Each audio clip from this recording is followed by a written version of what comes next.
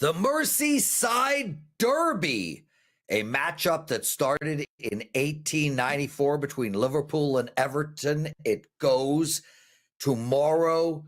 Pavlos is here to tell us exactly how to bet it. We also are going to discuss the Valero Texas Open, some golf for you guys. Sean Alvarez and Nick Borrman are going to join us. They're going to give you a top matchup bet, a top prop bet, and a live underdog. Art DiCesare from the Westgate, for one of the best segments every single week, will be on. He is going to tell us exactly where all the money is going on the NBA tonight, on the NHL, on baseball, and most importantly, we're going to do a deep dive into the wise and smart action being placed on the college basketball Final Four. Andy Lang after that. We're going to end the show with the great Gianni The Greek. I'm Lawrence Pressman. You're watching WagerTalk Today, powered by WagerTalk Media. Let's get on with it. Pavlos Laguretos, how are you, my friend? What is going on in the wonderful world of Europe?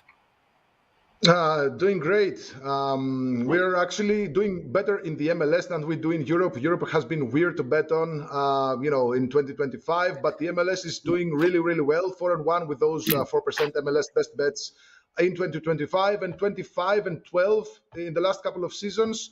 But we do have to shift our focus temporarily to the EPL because we had a huge derby. It's not in the terms of big teams, because it's a big team and a smaller team, but it's a very historic derby, obviously the oldest in the EPL, and there's always weird stuff happening whenever Liverpool and Everton meet.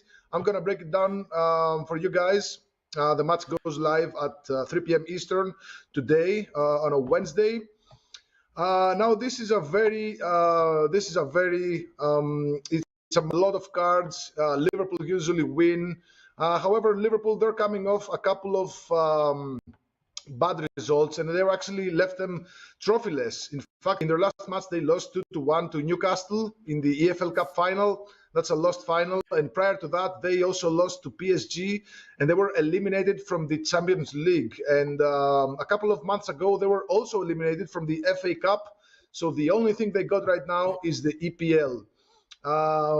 There's no other trophies to win, just the EPL. Currently, they're 9 points above Arsenal with a match in hand this match. So if they win this one, they're going to move 12 points above Arsenal. It's really their title to lose. Now, Everton, they usually they're in the bottom half of the league table, struggling with relegation, although they've never been relegated from the EPL. Right now, they're going to try to play spoiler to Liverpool because, again, these are fierce city rivals, not as fierce as, let's say, AC Milan and Inter Milan, but Everton coming here to play spoiler, and they've been playing actually really, really well since the change in coach. They rehired David Moyes, who was he used to be there for many years. Since the change in coach, they're unbeaten. They only lost in the FA Cup to Bournemouth. In league play, they are unbeaten in 9 matches in the EPL. They had a 2-2 draw against Manchester United. They beat Tottenham, and they even had a 2-2 draw against Liverpool in the reverse fixture. And I was here to discuss that one as well. Now, this is a tricky game. No matter how you cut it, it could have goals, it could not have goals. Liverpool could win. Everton could go for a draw. I'm going to go with a player prop, and it's none other than Mohamed Salah to score any time. Now, FanDuel, they had the audacity to slap a plus 120 on Mohamed Salah to score any time. I'm all over that. It's actually a 2% play for my clients as well today. He scored 8 goals and 2 assists in, I believe, 12 matches against Everton throughout the years. He scored 9 goals in his last 8 EPL matches. He's having a career year for Liverpool. He scored 27 goals in league play. Only once in his lifetime he scored more goals in the EPL, back in 2017, I believe. He scored or assisted in 13 of 14 home matches. So the guy is having a tremendous season, and now they're playing against their arch rivals.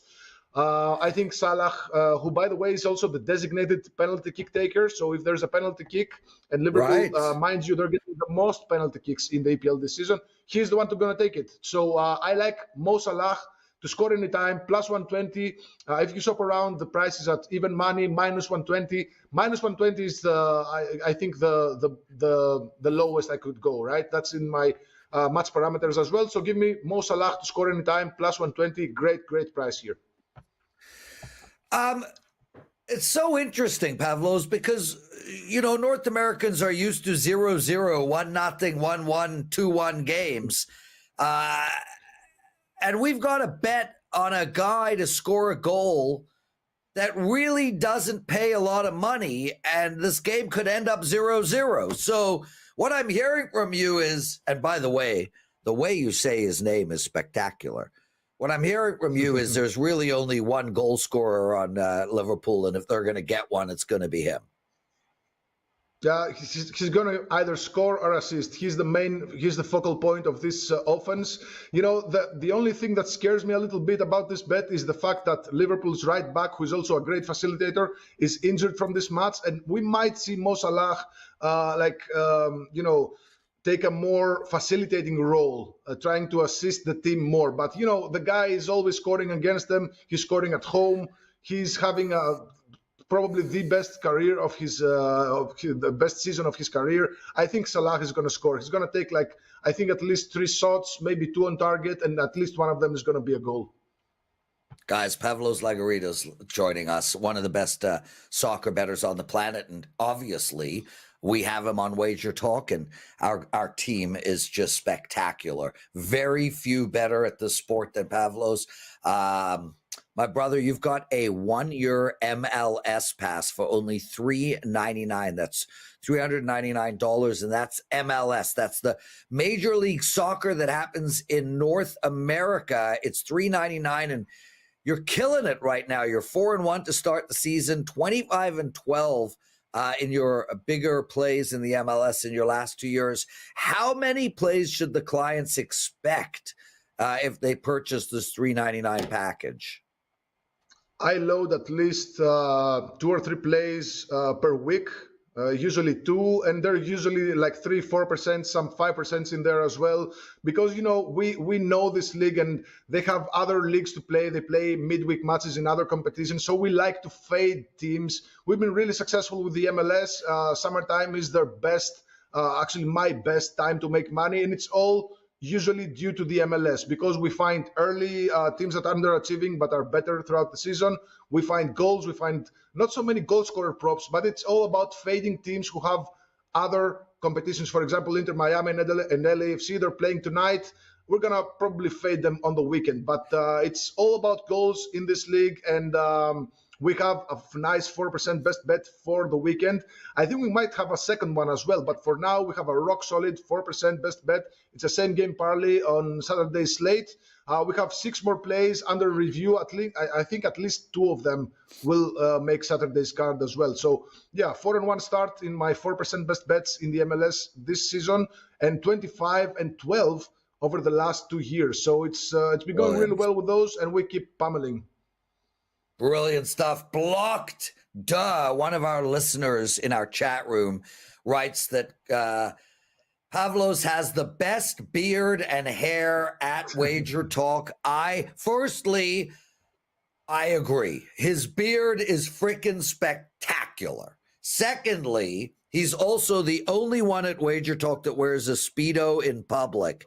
So I just wanted to get that out there. I know Sean Alvarez does wear Speedos from time to time, but he only wears them at home. We'll talk about that with him a little later. Pavlos, thanks for doing this, man. I really appreciate you taking your time. I know you're in Greece. I know the time change is tough. Thanks for doing this, brother, and keep growing that beautiful big beard.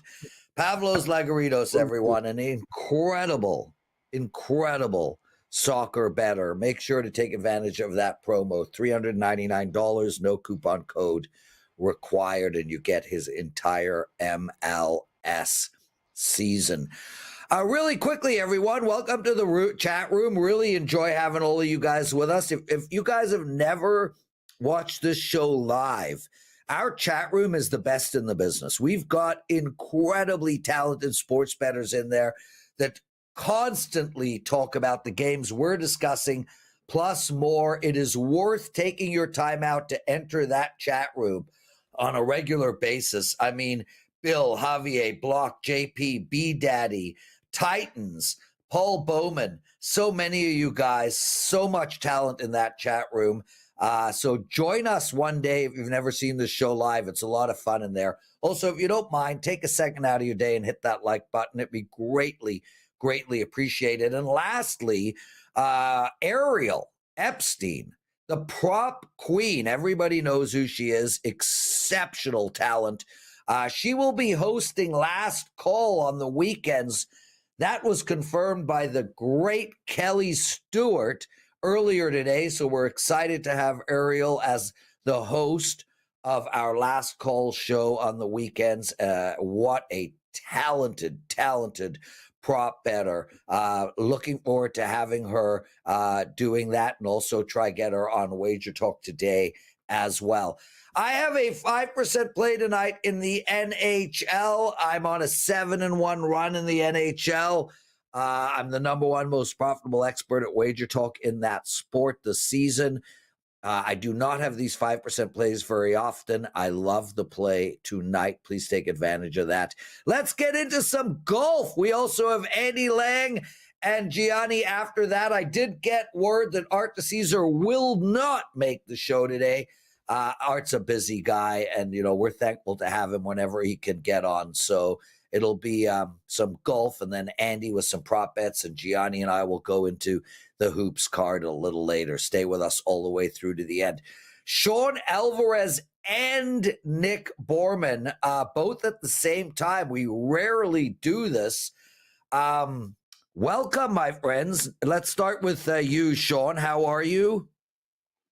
I'm doing well. I've, just to throw it out there, I've never worn a Speedo before, but if I do, it will definitely be in the comfort of my own home. Yes. So I did wear a Speedo because I am South African, although I have officially denounced being South African. So I left there when I was 9, but prior to the age of 9, I Speedoed it. I will admit it. My 81-year-old father still wears a Speedo to this very day. He says he hates how the wet shorts feel against his legs. Anyway, not a sight anyone wants to see. Nick Borrman, welcome to the show, my friend. How are you? Doing great. 1 week to go. Masters week next week. Sean and I, Andy as well. Obviously super excited for that. So just one more week. Can't wait. And other than that, things are going good. I'll echo Pavlos, MLS, off and rolling again for me this year, going for 7 straight winning seasons, Prez. Yeah, Nick's the number one most profitable expert in the MLS over at WagerTalk. Another exceptional soccer bettor. Man, I watched John Oliver last night. It's an old one from 2 weeks ago. He did a thing on sports betting. It's actually a great watch. One of the couple of takeaways I had was bet inside of your means, guys. If you have a VIP host with a sports book, you got a problem. If they're rolling out the red carpet at your sports book, you got a problem. If they're sending you to live events, you got a problem. So bet with inside your means. But the other thing I learned, Nick, was that ping pong is a highly bet sport. When are you going to be giving us some ping pong winners? The only person I know that's good at ping pong is Forrest Gump. So I gotta start studying up. Yeah, let's get into some golf, guys. 2 of the best golf experts on the planet and 2 great golfers at that. We'll talk about that in a sec. We have the Valero Texas Open this week. It's the tune-up round before the Masters, but tune-up, schmoon-up. There's a lot of money in play here, and these guys want to win. I'm going to go to you first, Sean. What is your best matchup bet for the Valero Texas Open? Yeah, I mean, you nailed it on the head. I mean, we have the biggest week in golf kind of coming up next week with the Masters. Like Nick said, we're all looking forward to it, but these players are looking forward to it as well, and they're going to try and gear up to be at their best going into Augusta. So I'm looking at, as far as my matchup, I really like Alex Smalley I'm not willing to get off that kind of bandwagon, if you will, with his 2 last missed cuts. He had a bad break on 18 2 weeks ago. Last week, it was really a span of 5 holes that made him miss the cut. He parred a par 5. He went he parred a par 5, went bogey, double bogey, bogey, parred a par 5. And that really just kind of took him out of it and, led him to missing the cut with, not making a lot of birdies coming down the stretch. The player that I have him matched up with is Ryan Gerard. We've seen him kind of vault up coming from the Korn Ferry Tour, and he had a really good performance last week with a 9th place finish at the Houston Open. But he really bleeds strokes around the green. He doesn't do a lot off the tee. He really depends on his wedge game, and I do think that we're going to see a little bit of a turnaround from Alex Smalley. He was playing really well, playing probably the best golf of his career going into those last 2 missed cuts the last 2 weeks. So, like I said, wants to ramp up his game a little bit going into this week. I'm not necessarily big on Ryan Gerard, so I'm going to play Alex Smalley at -115 tournament matchup over Ryan Gerard. There we go. Alex Smalley over Ryan Gerard -115. Sean Alvarez's best matchup for the Valera Texas Open. Nick, what about you? I went for this segment with a nationality prop, which is basically one player against anybody else from that country. So Tommy Fleetwood. Maybe the wokest bet I've ever heard. But hey, let's make money. Let's make money with it. A nationality. What are you, Andy Lang? Yep. Yes. This is a very popular market. You have Tommy Fleetwood. There's 2 options for him. You could do just top English player, or you could do top Great Britain and Ireland. I went with the latter, which is top Great Britain and Ireland. The difference is 7 players are in the English pool, and there's 10 in the Great Britain and Ireland. The additional ones are nobody to even be worried about. So quickly, the players he's facing, he's got Padraig Harrington, Paul Waring, Martin Laird, David Skins. Those 4 are immediate write-offs. They don't even play regularly on the PGA Tour. They're a combined 3 for 17 in cuts made this season. Matt Wallace, Harry Hall.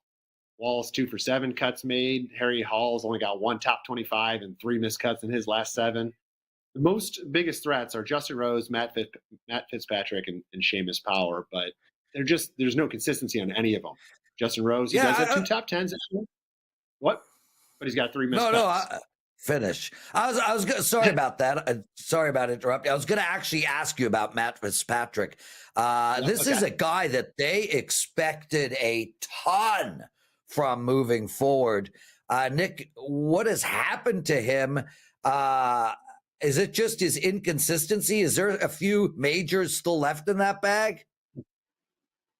Probably. Now, there's a reason, if you look back at history of golf, that very, very, very few people stay at the top for a long period of time. You're always going to get guys that peak for a year, maybe 2, maybe less, but to stay there year in and year out. And that's what Fitzpatrick did. He peaked a couple of years ago.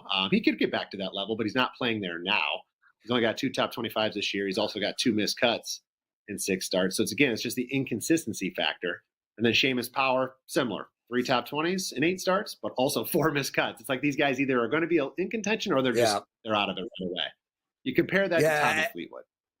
And I'll just quickly say Fleetwood, listen, he hasn't won yet on the PGA Tour. That's his downfall. He's not an outright guy that you want to bet, but his floor is pretty much better than all of these guys' ceilings. So since missing the cut at last year's Open Championship, Tommy's finished inside the top 25 in 15 straight starts between the PGA Tour and DP World Tour. And this year, his 5 PGA Tour starts is tied for 22nd, tied for 5th, 11th, 14th, 16th. He's steady. He doesn't get in trouble. He's going to be in that top 25 again.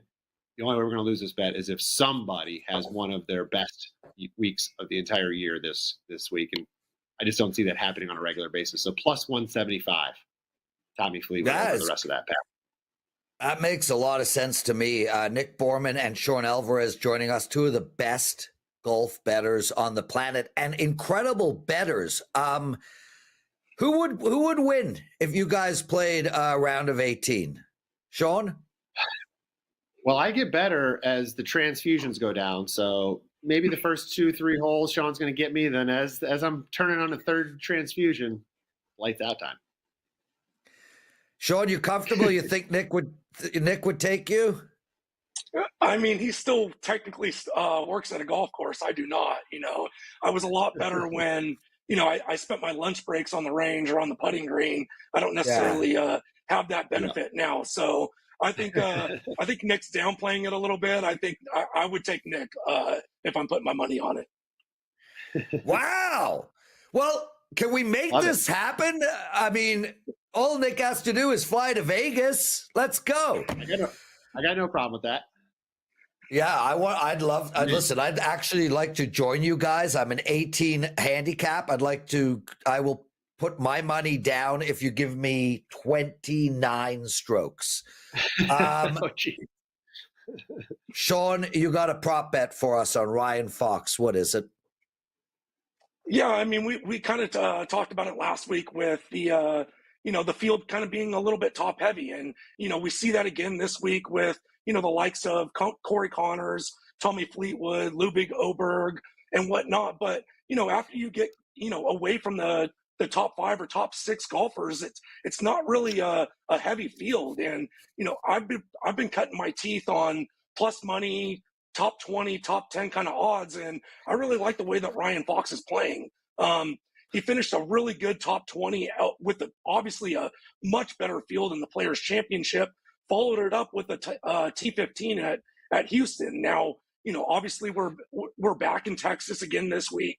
And this is the kind of golfer that just won't get in trouble. He's going to keep it safe off the tee. He's going to hit greens. He's going to 2-putt, and maybe it goes in. And if it doesn't, no big deal. He's not going to 3-putt. He's not going to miss a lot of greens. So while a lot of other people are going to, fire at pins and get themselves in trouble, I really like the way that Ryan Fox is hitting the ball, especially with his wedge game, that we see with this type of distance at TPC San Antonio. So I really like Ryan Fox, the way he's playing. I like getting plus 320 on a top 20 bet. Like I said, he doesn't have to win. He doesn't have to beat the likes of Tommy Fleetwood or Obear or Corey Connors. Right. Just kind of has to, play his game, get in that top 20. And, if I'm getting a little bit over 3-1, I do think that's a solid bet. Yeah, well, personally, I just like that you threw a Canadian in there. Lee Hodges, Nick Borrman. So I've never heard of this Fox guy. I'm not a golfing. I can't watch people hit balls. It's so boring. But anyway, with that said, I love betting golf and I love playing golf. But man, do you watch all 4 rounds, Nick? Yeah, I mean, maybe not entirely in full, but yeah, there's absolutely a couple hours each day I'm tuning into to it, especially for live betting. If you can tune in, Andy likes to do this and talks about it on our Tea Time show. If you can tune in into an early morning round and see how it's playing, and then try to live bet round scores in the afternoon, really a little bit of you watch the guy struggle, or you watch him tear it up, and then you immediately go to the afternoon wave and you try to make your predictions. Well, I tell you, I struggle to watch all 4 rounds of golf, but I do watch Sunday golf, and I obviously love the majors and especially the Masters. I really want to play there. Either of you guys had the pleasure? I've been, but I haven't played. No, Sean, no. Even with your connections, teaching Bobby Belford's son how to play golf, you still can't pull it off? The saying goes, if you ever want to play Augusta, never ask to play Augusta. That's the first way to kind of be blackballed. So, no, I've definitely never played there. I know people that have played there, but I kind of, obviously the invite was lost in the mail. Yeah, so I know that the president of Augusta watches our show every single day religiously, normally live. Can you please send an invite to both Sean and Nick? I will happily carry their bags. Nick, Lee Hodges, you've got a top 20 finish for him at plus 225. Never heard of this guy either. Tell us why we should make this bet. Yeah, Lee Hodges, top 20, 225. That includes ties. I always stress doing the including tie market. So when you finish tied for 17th with 7 guys, you're not getting chopped. You're getting paid in full. But going back to last fall, Hodges has missed just one cut over his last 10 starts, but has more than half, 6 of them to be exact, top 20 finishes, including a tie for 11th last week at the Houston Open. He's gaining strokes in all 5 measured categories. And this season, that's notable because he was horrendous last year with the flat stick as he lost strokes putting in 12 straight starts through the summer. This year, he's averaging plus 0.81 strokes gained putting per round, ranks 4th in this field. It's a remarkable turnaround, and I'm banking on him. Putting is all about just the belief and confidence in doing it. If he's playing that well or putting that well right now, that confidence is going to be there. So I'm banking on that continuing. His irons have always been solid. He gained strokes on approach in every start this season, and his driver, which is about average as far as distance goes, is extremely accurate, which limits his chances of making the big number. And that's where, a top 20 bet goes wrong when you all of a sudden make a double or worse in the middle of the round. As is usually the case, tee to green is very, very important this week. And Hodges, he's got it going on with his tee shot right now. He doesn't miss the fairways very often. He's not going to get into a lot of trouble. And with that putter going, drive for show, putt for dough, I think the top 20 is a very good chance to cash again this week. Plus 225 is awesome. Nick, what do you have to promote for the clients? Right now, we do have this week's PGA Tour pack up and available, but we will have a great promo next week for the Masters. So if you don't want to quite get involved this week, understood, but we do have that available now. And then I do have a end of the European soccer promo going on. It's basically a buy one, get 1 month free. The European soccer season ends May 31st with the Champions League final. So for $99, you can get from now until then, and that includes MLS. It's going to include all soccer. So it's not just Europe, but I'm just piggybacking on the European calendar date. So 2 months, all soccer, $99. Sean, what do you have to promote? I don't necessarily have anything to promote. We're up That's 16 okay. units on the PGA Tour season. So let's keep that going. We got obviously baseball started, and, we're roughly around a month away from the Kentucky Derby. So obviously a big month with the Masters and the Kentucky Derby coming around the corner, whether you like horse racing or golf. There we go. 2 of the best golfers around, and we still have more to discuss with both of them. Nick, I'll go to you first. Give me a long shot. Bud Cauley, 50-1. Probably not a surprising pick if you're paying attention, but if you aren't, he's coming off another strong performance last week. He finished tied for 4th at the Valspar Championship, which followed an extremely impressive Players Championship, where he ultimately finished tied for 6th. Strong throughout the bag in those 2 events. His approach and putter really spiked.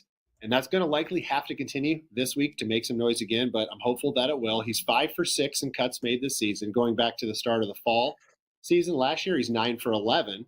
So depending on the price offered, I did look first thing this morning. It's around minus 200, so it's not that great, but it could be a good parlay piece. But betting on him just to make the cut is a decent option as well. But if you don't know Cauley's story, he missed he's been now back. He returned to the PGA Tour a year ago. So he's been back for a year, but he missed 3.5 years with injuries and personal issues. So obviously it takes a while to get back consistency, and it's taken a year to get to that level, but his best play is finally happening again now. And then when it comes to this event, in 6 starts at this event, while some go back quite a few years because of that hiatus, he does have 2 missed cuts, but he also has a tie for 10th and a tie for 18th. So he's got a little familiarity here, and he's playing his best golf of his comeback, let's say, right now. And at 50-1, great price. You can also look at the top 10 or top 20 to kind of back that up. Sean? Yeah, so I'm looking at a guy by the name of Rico Hoey at 70-1. I like the way he's playing. He just flat out can't putt. Obviously, he can putt a lot better than Nick and I being on the PGA Tour, but he really just has to stop the bleeding and with his putting game. And he did that in the Houston Open last week with, gaining almost 2.5 strokes on the field. He's really good off the tee, really good with his irons. And that's really just the only thing that he needs to iron out. And now TPC San Antonio is not, the likes of Sawgrass or Torrey Pines or PGA National. These are not, overly difficult greens, and with his wedge game, he really should kind of lean in that, 10 to 15 foot range, hopefully make a few putts. This isn't a tournament that usually is, a birdie fest where you need to be over or under 20 under to win this kind of tournament. So he doesn't need to go lights out. He just needs to hit his wedges, keep it in the fairway, and hopefully, some of these putts roll in, keep the 3 putts away. I really like him at 70-1. I love the way that he played, obviously in Texas last week, but he had that tied 33rd finish at the Players, and obviously that's a lot more of a difficult field than what we're going to see this week. So I like him at 70-1 to hopefully surprise a little bit of these top names up top. Guys, I'm going to leave you with one last question, and I actually want the chat room to weigh in here and answer this. Once the show goes live, comment on this question. I'm curious what you guys think. I saw this on TikTok yesterday, and I really gave it a lot of thought. I told you guys I'm an 18 handicap in golf. That's probably it's good. It's in the grand scheme of things, it's decent. Can I win? No, yeah, I know. I already know the question. You want to be put on the putting green on each green? I went with no as well, Nick. So the question is, can I win the Masters only starting every hole on the green? If I start every single hole on the green at the furthest spot from the flag, can I win the Masters? No. To follow up on Nick, I'm going to go with a hard no. So if I 3-putt every hole, that's a 54. That wins it. If I 4-putt every hole, I'm going to be close. What's going to happen is you're going to putt off the green.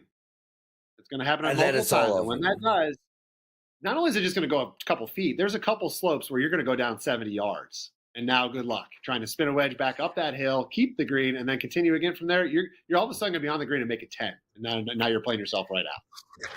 Okay. Forget off the green. He's going to knock it in the water on 16. That's true. Yeah. It's going to go off the water or off the green and into the water. So we all agree, including me, that it is a no. Nick and Sean, thank you for doing this. We'll do this again next week for the Masters. Best of luck, everybody. Guys, real quick, again, I have a 5% play in NHL tonight. Please make sure to take advantage of that. And also, the Blue Line is up now. You can find that at WagerTalk TV. That's my new NHL show. Today we had Matthew Barnaby. Well, he's with me every day. He's the co-host. But we had Rob Ray with us, and Rob Ray was exceptional, absolutely awesome. On the show, we give out a pick on every single game on the board. Andy comes on and gives out a prop bet, and we really look at betting from a player's perspective. Are there bad off days? Are there letdown spots? Are there emotional wins and emotional losses? What happens on a back-to-back? Are the athletes actually tired or aren't they? What happens in the dressing room when a team is vying for the playoffs and then are out of it with 10 games to go? What's the vibe like? What's the energy like? These are the things that we discuss on the Blue Line to help us make better bets. So check that show out. As well, I co-hosted Puck Time with Carm today. That's up now. That show's awesome. Carm and Andrew are so good on that show. So make sure to check all of that out. Andy Lang joining us, and then we have Gianni The Greek. Andy, how are you, dude? I know you had a food poisoning yesterday. You feel better, right? Yes, as we discussed, last week, actually, I was reading an article about how to do a 2-day fast or a 3-day fast, all the health benefits. So I'm already a day and a half through a fast. So I'm just going to keep going with it. So I'm going to try and do a 2 to 3 day fast. I'm very excited. And by the way, there's a big caveat with that Masters question. Are you allowed to practice? Well, practice doesn't help me. If you're allowed to practice and you have a caddy that knows those greens, yes, you could win 100%. Absolutely. If you're going out with no caddy to help you and no practice, caddy would be huge. You missed the cut. Yeah.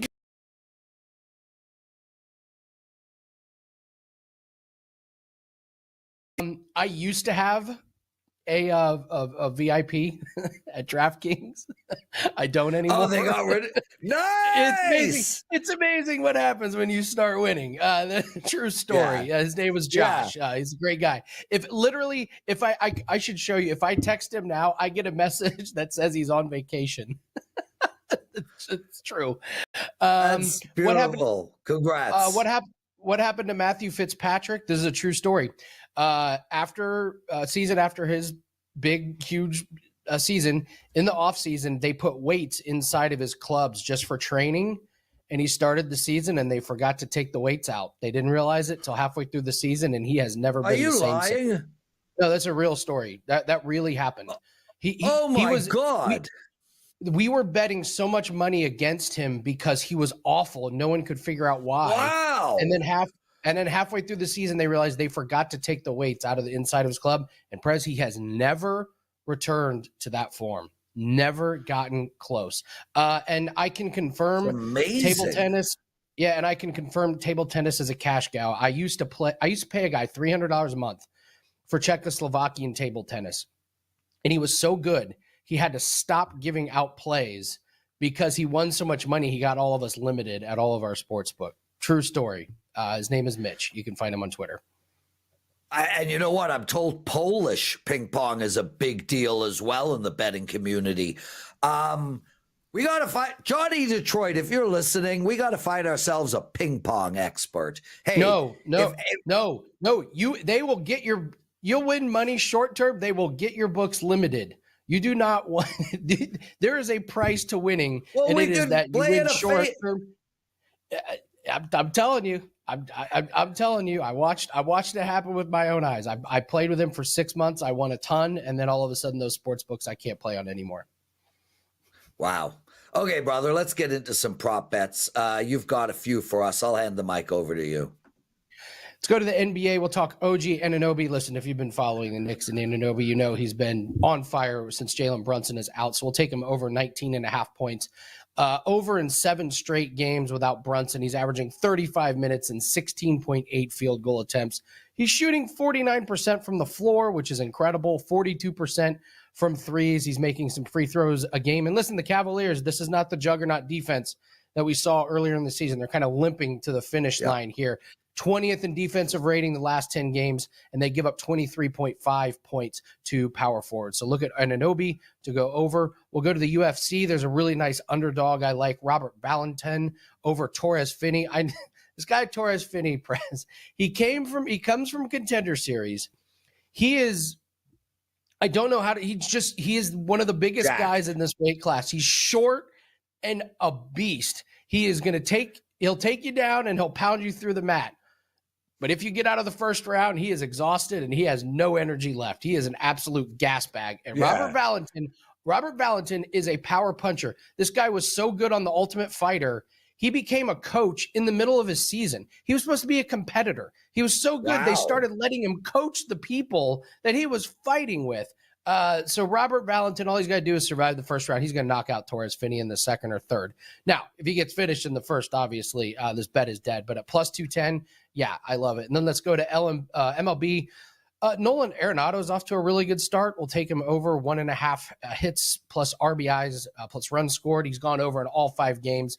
He's going up against Kikuchi as a starting pitcher. Kikuchi, 1 start this season, 6 innings pitched. He kind of got tuned up. 3 earned runs allowed, 5 hits. Cardinals have been putting up runs, and the Angels have not. The Angels have been giving up quite a bit of runs. So Nolan Arenado to have a good day at the plate.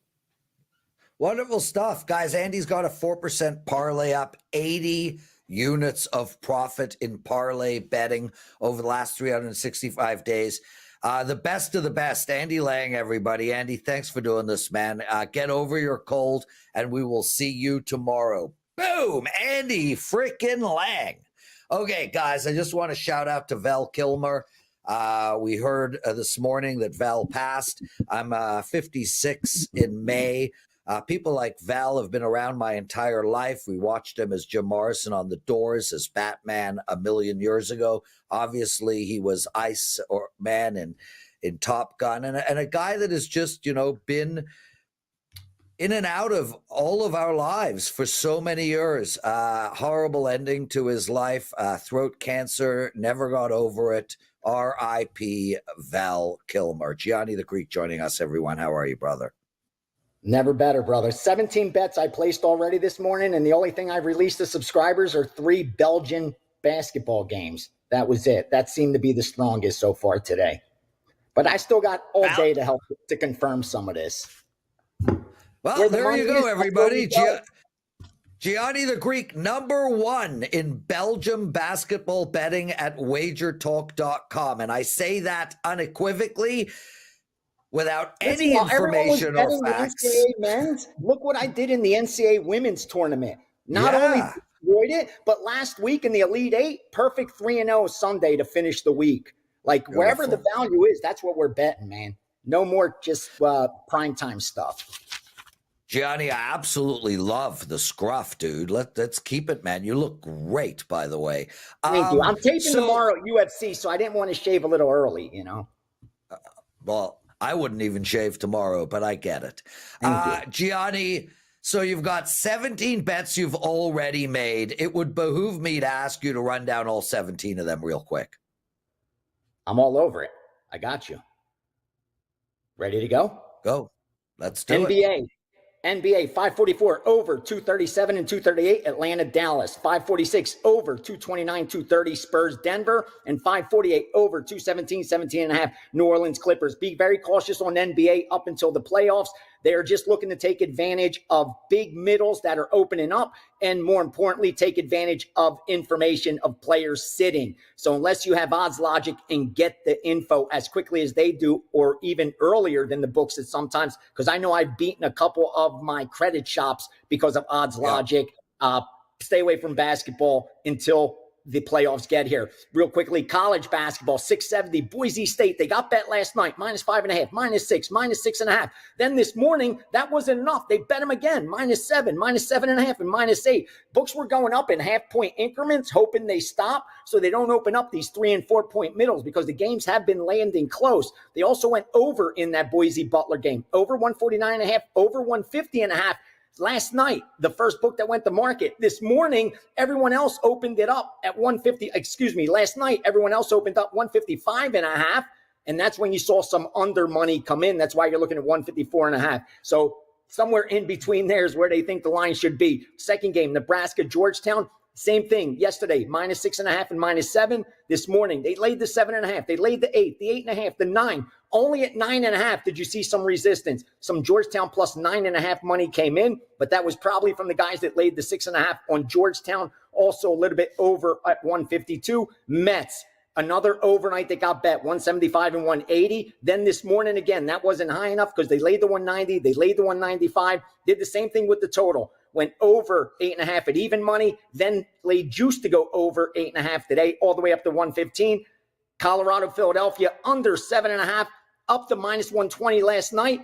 No follow through this morning. So they were taking advantage of that key 7.5. Remember, the most important numbers when you're talking in MLB is 7, 9, and 11. Those are the numbers you pay attention to when it comes to totals. 906 Dodgers, -205, -210, -220 yesterday. Then this morning they hit it was -250 in the morning, That's when they came in and took Atlanta plus 225. What a great bet. So you have the Dodgers -205 and -210 the night before, and you have Atlanta plus 225 this morning. Doesn't get any better than that. When you could scalp, why wouldn't you? Minnesota White Sox under 7.5 last night at -120. That's why you're looking at 7 even money today. Be careful of those 7, 9, and 11s. Yesterday, they bet Detroit from -105 all the way up to -150, 120, Today, there was some take back at plus 115 on Seattle. So again, you got -105, -110 on one side, plus 115 on the other. What a beautiful world you get to live in, where you could just scalp. Yeah. Angels, St. Louis over 7.5 and 8 yesterday, but that wasn't enough. They bet the over 8.5 again today. So they went from 7.5 to 8 and to 8.5. Maybe wins are going out. Finally, Toronto plus 119, plus 115, plus 110. That's why you're looking at 105 either way. And finally, in NHL, Carolina -160 yesterday, Opened up 170 today. They laid the 70, laid the 80, and they laid the minus 190. So you see in hockey, they're moving 10 cents at a time, 15 cents at a time. In baseball, it's 5 cents at a time, a lot of those. So I'm glad you actually brought up the Carolina hockey game, because this came out at minus 160, and now it's at minus 220. This is probably the biggest move across sports for today. And it's strange because they're playing the best team in the league, the Washington Capitals. I like Carolina here, Gianni. And my question to you is, because I feel at minus 160, Carolina was a great bet. I don't want people chasing lines, bro. I'm saying right now at minus 220, we're done. Like, no mas, we're off of Carolina. How do you attack something like that? You can't bet it. Here's why. At minus 160, the break even is 61.5%. At minus 220, the break even is 68.5%, almost 69. So you lost 7.5% of implied win probability. They're rarely going to be that far off. And if they are, remember, we're paying a vig. We got to overcome that 4.5%. So you're telling me not only do you have to overcome that 4.5%, but you now have to overcome another 7.5%. So that's 12% in their favor. You got to let it go. Right. If you don't like the dog, I'm not forcing anyone to bet the dog, but if you don't like the dog, then you got to pass. Even if it cashes, even if Carolina goes out there and scores 6 goals in the first period, Prez, and you don't have to sweat it, it still wasn't a good bet. You can't be betting that late. Again, if you're only betting today, it doesn't matter. But if you're betting tomorrow, next week, next month, next year, you can't bet moves once they move. Implied win probability over 5%, because again, you got to add in that 4.5 that we're laying. So rarely are you ever going to find an edge that gives you above 10%. That's just unheard of. So that's why I say you got to leave those alone once they get away from you. Gianni, any bets you've made on the Final Four? No, here's where I'm sitting in the Final Four, Prez. I have 2 futures. I have Auburn at plus 550, and I have Houston at plus 750. Instead of bet, I put a small bet. I gave a 2% on Houston in the Elite 8, and I gave a 2% on Houston future in the Elite 8, because I said there's no way this team should be plus 750. If they win this game today, they could really compete with Duke. So I like where I'm sitting with Auburn and with Houston. I don't think both favorites get the job done. We're looking at 4 number ones.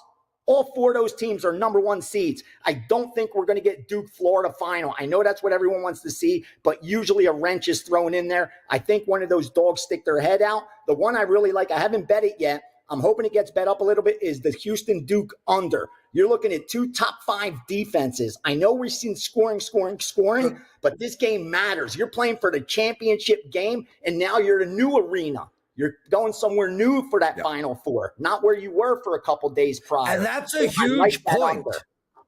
Well, that's a huge point. In basketball, playing in a new arena is a big deal. It changes the sight lines. It affects your shooting.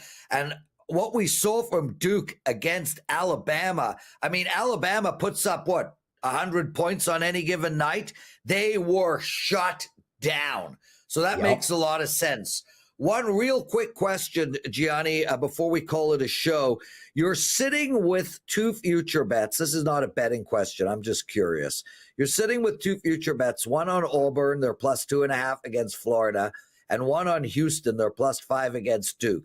Had those 2 teams played against each other, you would be guaranteed one in the championship game. Now you have a shot at both, which would give you a monster ticket, or a shot at neither. Which way would you rather have had it? Which way would you rather it like this, or them play against each other, guarantee a beautiful hedge opportunity in the next round? I like it better like this. I really do. Because I think if either of those played Duke, Duke would be the favorite. I'd have to lay some chalk on the money line a little more. It would be harder to maneuver. This way, I think one of these teams, and at least one of them, I think gets in there, Prez. I think it's probable that we even get both dogs. It's not out of the realm of possibility. One, like you said, is a 2-point dog. The other's a 5-point dog. Yeah, it's not like they're 10, 12, 14-point dogs. Yeah. So I like where I'm sitting with this. I hope it isn't 0. That much I could promise you, because I'm not looking at a hedge. I'm really not. Unless I love Florida or love Duke, which right now I don't yet, I have no reason to hedge it. Well, I'll tell you one thing. Florida has shown some serious moxie so far this tournament. Anyway, what a show, Gianni. Thanks for doing this. So we moved the blackjack. The blackjack session was supposed to be last night. We moved it to next week. We'll talk about that tomorrow. Yes, please. Really appreciate you being on. What do you got to promote? I got my MMA package already up with a 5% play and 2 more plays that I added to it. I love this 5%. Over the last 365 days, I believe I'm 16-5, over 70%, over 40 units of profit won on those 5%, and over 40% ROI. I haven't fired a 5% in MMA, I think, in the last 3 or 4 events. I'm very selective with those, but this one jumped off the page. I got my subscribers in it immediately. Line moved in our favor, but there's still a lot to take advantage of. That's why I stepped up and fired a 5, because I thought the implied win probability was just way, way, way off. The market seems to be agreeing with me. I do think the line's going to come back a little bit, but I like where we're sitting there. I'll have baseball up. We started the year on fire, staying selective. So far, so good. And of course, you get those college baseball plays that have been, under the radar, but we've been doing good with those. The smaller market sports have been doing really well. Man, Gianni The Greek, mic drop, get out of here. Love having you with us. What a show, guys. Thank you all for tuning in. I really appreciate it. Make sure to check out the Blue Line with me and Matthew Barnaby, Rob Ray. We talk NHL. Make sure to check out Puck Time. It's up. Both shows are up now. Carmine and myself talk NHL. We've got First Pitch still ahead. The Morning Wager with Power and Zeno. There's so much content over at WagerTalk TV. Please check it all out. Hit that like button. Comment on our videos. Subscribe to our channel. We will see you tomorrow, where we are going to do a very deep dive into the Final Four. Thank you, everyone.